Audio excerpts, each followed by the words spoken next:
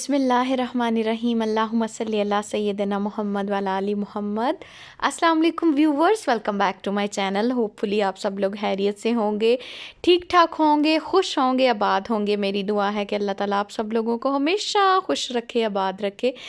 और बस मैं कर रही थी नाश्ता, और आज मुझे नाश्ते में ताहिर भाई ने बड़े ही मज़ेदार सा आलू और कीमा और मटर का सालन भेजा था, और बस बड़ी मौज के साथ आज का नाश्ता किया। उसके बाद मैंने सोचा कि रमज़ान की आमद है और कुछ रमज़ान की तैयारियां कर लेते हैं। तो बस मैंने मसल्ले जो हैं वो अपने वॉश कर लिए थे बिल्कुल। और ये हमारी शुरू ही से रमज़ान की रूटीन है कि रमज़ान से पहले हम हर चीज़ को, पूरे घर को एक दफ़ा कम्प्लीटली जो है ना वो समझे साफ़ कर लेते हैं हर चीज़ को। तो साथ ही जो है बच्चों के कुछ कपड़े मैंने ऑर्डर किए थे।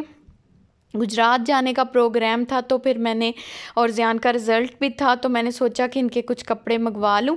और यहाँ से अक्सर मैं शॉपिंग करती हूँ ऑनलाइन भी, और जो है वैसे विज़िट करके भी। ये बड़ी अच्छी इनकी शॉप है, रावलपिंडी में है, और ये पूरे पाकिस्तान में ऑनलाइन डिलीवर कर रहे हैं कपड़ों को। और बहुत अच्छा इनका स्टफ़ होता है और बहुत रिज़नेबल प्राइसेस हैं। और आप भी इनके पेज को विज़िट कर सकते हैं, और मेंशन है इसके पैकेट के ऊपर इसका नाम। तो इनका फेसबुक पेज भी है, तो आप इसको विज़िट कीजिएगा ज़रूर। यहाँ पर बच्चों के बड़े अच्छे कपड़े जो है ना वो अवेलेबल हैं, और इनकी फ्री डिलीवरी है पूरे पाकिस्तान में 2000 से अबव शॉपिंग करने पर। तो स्प्रिंग के कपड़े जो हैं वो आजकल अवेलेबल हैं, और मोर ओवर सारे कपड़े अवेलेबल हैं। लेकिन आजकल चूँकि अब थोड़े अरसे के लिए फुल स्लीव्स चलने हैं बच्चों के, और फिर जो एसी में रहने वाले लोग हैं उनके लिए तो फिर ये चलते रहेंगे गर्मियों में भी। तो बस इसके बाद जो है यूनिवर्सिटी वालों को भी फाइनली इतनी देर के बाद मुझ पे कोई रहम आ गया, और उन्होंने मेरी बुक्स भी भेज दी थी। ऑल्दो मैंने मंगवा ली हैं कीज़ वगैरह, लेकिन फिर भी इससे भी काफ़ी हेल्प हो जाती है। और फाइनली आज इतने माह के बाद बुक्स मेरी आ गई। तो बस इसकी अनपैकिंग कर रहे थे, और इसमें जो मैथ्स की बुक थी वो वैसे भी मुझे जो है वो चाहिए थी। जिनसे मैं ट्यूशन पढ़ रही हूँ वो मुझे कह रहे थे कि आप मैथ की बुक कहीं से लें, और फिर बस मैंने इनको सर्विस रिक्वेस्ट भेजी और मेरी बुक्स आ गई।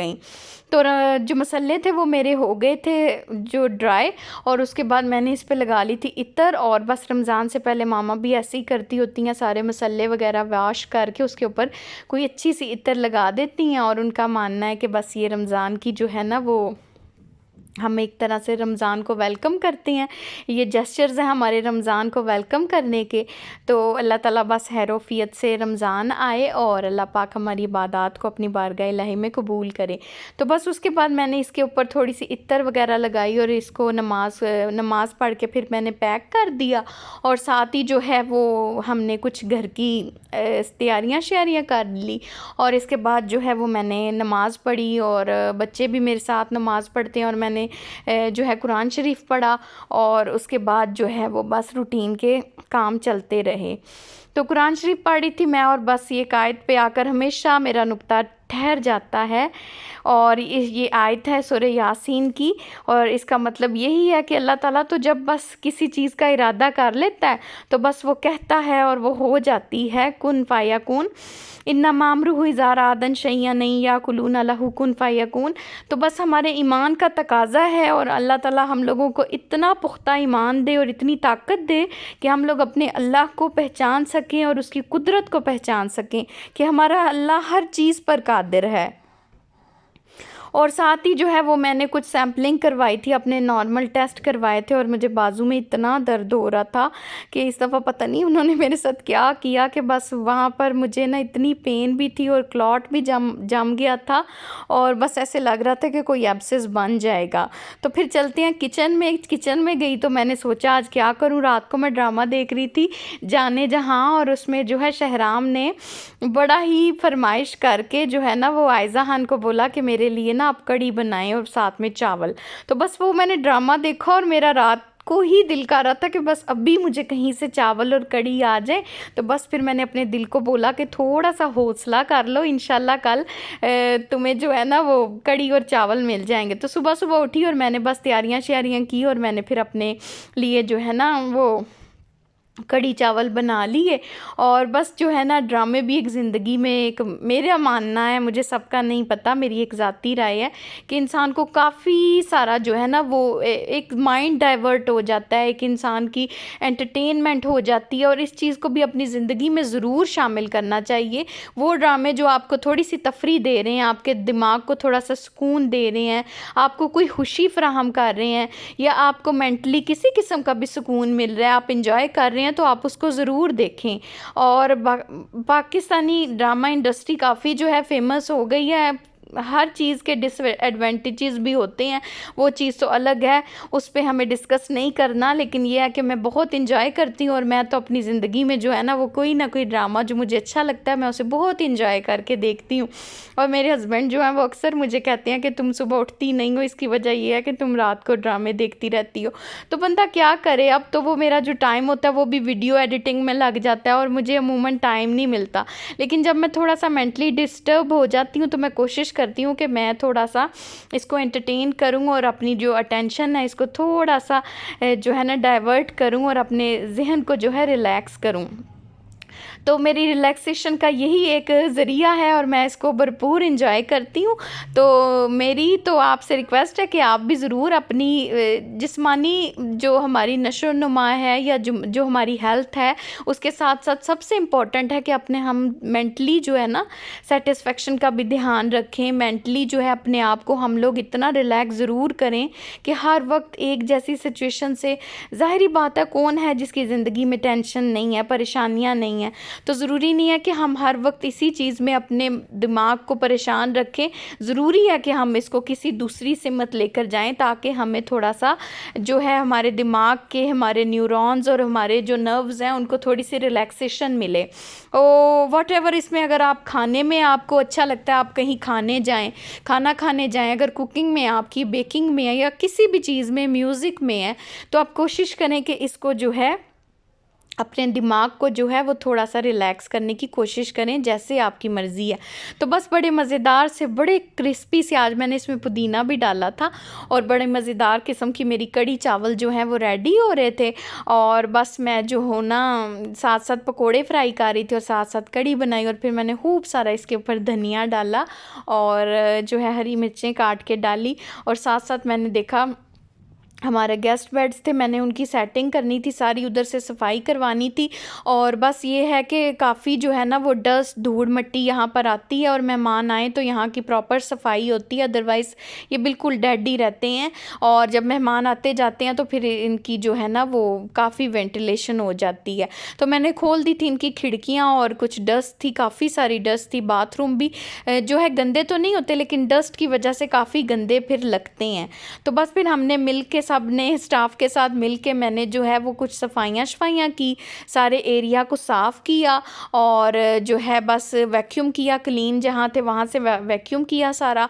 और साथ साथ जो है वो हमने जो है अपना लंच एंजॉय किया, और लंच करते करते साथ साथ सारी सफाइयाँ वगैरह की, और काफ़ी सारा आज काम था, बड़ा हेक्टिक डे था, और जो है ना काफ़ी जो है ना अच्छा गुज़रा।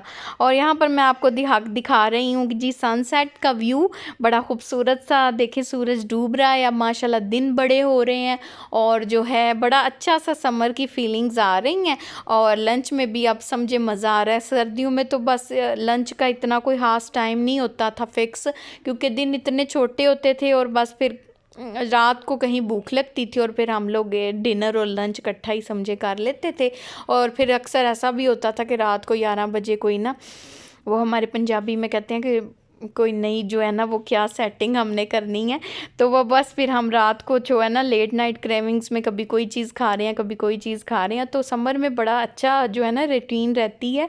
और बस सारी सफाई वगैरह करवा रही थी मैं अपनी ऑब्जर्वेशन में। और बस जब फिर किसी मेहमान ने आना होता है, और जब किसी स्पेशल अपीयरेंस होती है, एक मालकान आ रहे होते हैं, तो फिर हम लोगों की ये कोशिश होती है कि किसी किस्म की कोई कसर ना रह जाए, और हर चीज़ को प्रॉपर जो है। और फिर माशाल्लाह मेरे बच्चे भी हैं, और बच्चों को कंट्रोल जितना भी किया जाए वो कम है, ये किसी चीज़ को भी अपनी जगह पर रहने नहीं देते। हालांकि मेरे हस्बैंड मुझसे भी ज़्यादा समझे कि सुगड़ हैं, और वो जो हैं वो बड़ा इन चीज़ों का ध्यान रखते हैं कि हर चीज़ अपनी अपनी जगह पर, और कोई भी चीज़ ख़राब ना हो। तो बस हमने सेटिंग कर ली थी, बेडिंग कर ली थी, सारी डस्टिंग वगैरह कर रही थी और जो है वो काफ़ी माशाल्लाह लस्टर वगैरह लगा के सारी पॉलिश हो रही थी फर्नीचर को, और बड़ा ज़बरदस्त था जो है ना वो सारा सिलसिला मेंटेन हो रहा था। ये आप देख सकते हैं सेटिंग सारी अल्हम्दुलिल्लाह हो गई है। और बस जो है कुछ जो है रह गई थी छोटी मोटी, और मुझे अली भाई कह रहे थे कि बाजी आ जाएं आप देख लें आके, और कुछ कसर शसर रह गई या तो मुझे बताएं। मैंने कहा नहीं आपके सुपुर्द कर दें तो बस फिर काम हो जाता है। ये अली भाई हमारे हर चीज़ को इतने अच्छे से मैनेज कर लेते हैं कि बस उनके सुपुर्द कोई काम कर दें और बस फिर भूल जाएं। वो हर चीज़ को बड़े अच्छे से और बड़ी तसल्ली के साथ, बड़ी ईमानदारी के साथ सारा सिलसिला जो है ना वो साफ़ सुथरा कर देते हैं, और फिर कोई कसर रहने वाली बात नहीं रहती। लेकिन फिर भी अगर कोई रह जाए तो बस फिर इंसान है, कोई छोटी मोटी, लेकिन होता नहीं है ऐसे कि कोई शिकायत रह जाए। कोशिश यही होती है कि बस इसको प्रॉपर जो है ना वो सारी सेटिंग हो जाए। और ज़ियान था अपने अली चाचू के साथ साथ जो है ना वो बस अपने तरफ से हेल्प कर रहा था, और साथ साथ कुछ ना उनको इरिटेट भी कर रहा था। तो बस उन्होंने कहा जी आप चले जाओ अब।